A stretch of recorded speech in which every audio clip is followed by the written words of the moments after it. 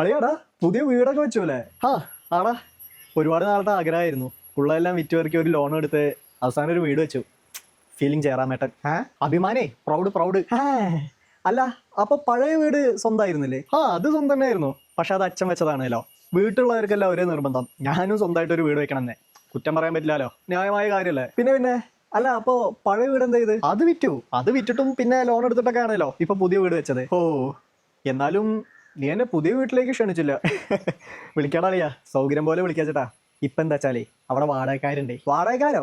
പുതിയ വീട്ടിലോ? ലോണൊക്കെ അടഞ്ഞു പോകണ്ടളിയാ, കുറച്ച് ടൈറ്റാ.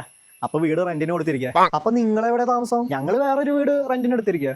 ഉണ്ടായിരുന്ന വീടും വിറ്റ് ലോൺ എടുത്ത് പുതിയ വീടും വെച്ച് അതിന്റെ അടവടയ്ക്കാൻ വേണ്ടി അത് റെന്റിനും വിട്ട്, എന്നിട്ട് നിങ്ങളെല്ലാരും വാടക വീട്ടിലും താമസിക്കുക.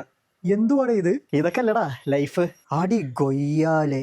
എന്റെ പൊന്നളിയാ, നമ്മൾ ഈ മിഡിൽ ക്ലാസ്സുകാർക്ക് ലോണും EMI ഇല്ലാത്തൊരു ജീവിതത്തെക്കുറിച്ച് ചിന്തിക്കാൻ നോക്കോ?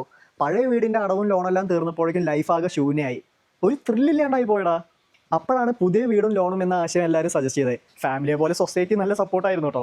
പിന്നെ ഒന്നും നോക്കിയില്ല, ഉള്ളതെല്ലാം വിറ്റ് പെറുക്കി ഒരു ലോൺ എടുത്ത് പുതിയ വീടങ്ങ് വെച്ചു. ഇപ്പൊ ഹാപ്പിയാണ്.